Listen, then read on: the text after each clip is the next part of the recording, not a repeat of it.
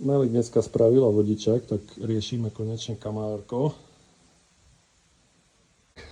Tu už prišli súčiastky. Tu máme ešte pružinky.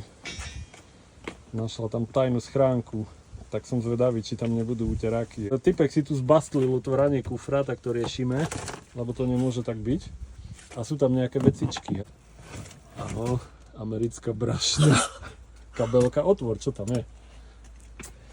Ty kráso. Tak to je paráda. To je ešte z prvej republiky, ne? Asi jo. Čo tam máš ešte v tej handre? Počkaj. Malá rezervička, Američania dávali takéto smiešné rezervy. To má zabalené lekárničku. Ale proč to má tak schovaný? Neviem, možno tam sú drogy. Čo myslíte, čo tam je? Otvor. Myslíš, že bude preexpirovaná? Myslíš, že bude preexpirovaná? Kúkaj, však to ešte dobré veci, kúkaj.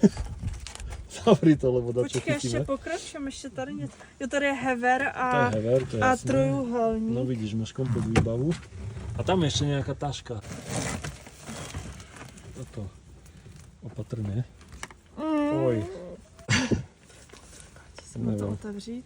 Skús to, ja si sadám, ale pene gum alebo niečo.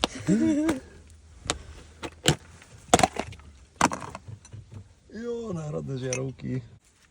No a ešte tu máme budík na meranie tlaku. Trojuhelník. Jo. Podľa mňa ten, čo nám to predával o tej skryši, ani nevedel, že tu tam má. Takže riešime kamárko z roku 89. No ideš riešiť, že sa nedoviera kufor a nájdeš tajnú schránku v kamere. A tu je kľúč. Keď nás budete sráť a pôjdete pomaly. Ja som proste vedel, že v každom americkom aute sú čo? Nádherné uteráky. Kedy bude hotové auto? No keď sa vyprázdni kufor.